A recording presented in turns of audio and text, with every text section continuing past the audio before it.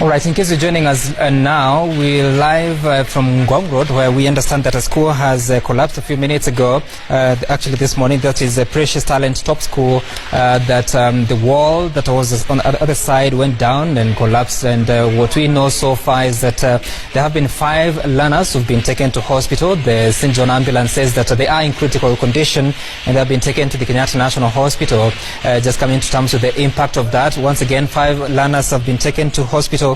That is the Kenyatta National Hospital, and St. John ambulance says that they are in critical condition. As you can see on the screen, the responders there continue to comb through the rubble, or what you may call debris, as they try to rescue would-be learners who may be trapped inside there. Until this moment, what we know so far, like I said, is that 5 learners so far have been confirmed by St. John ambulance to have been taken to hospital in critical condition. We wait to see how many more will be rescued, even as we plan to talk to the St. John ambulance representative on location to bring us to speed on how far they have gone in as far as the rescue mission is concerned, how far they are in taking charge of going to account for the learners who were in that classroom. We do not know how many learners the 2-story building was accommodating at the time that it went down.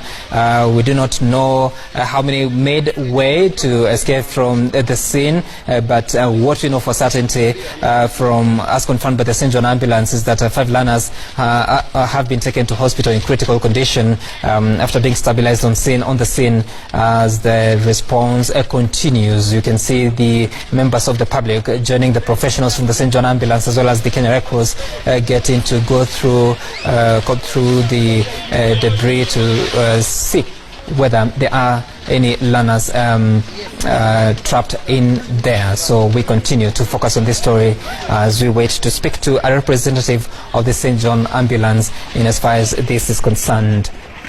We also understand that as soon as this happened this morning, there has been parents going to the scene, that parents have been rushing to the Precious Talent Primary School on Ngong Road, Nairobi, after the classroom collapsed. This is according to Teddy, who works at Hot 96. Of course, the information that we are getting is that the parents, you can see there, the responders getting to retrieve some of the books, the bags of the learners who had already made their entry into the classroom, being a Monday morning, only to turn out to this. So we'll be sure to see how many more that would appear, like probably the back of the classroom where the learners would usually put their bags carrying the books, and then they can sit on the lockers as usual, how a classroom would be arranged. So in as far as how many victims, an indicator may come from the number of bags that are still inside that classroom. It may give an indication of how many learners were in the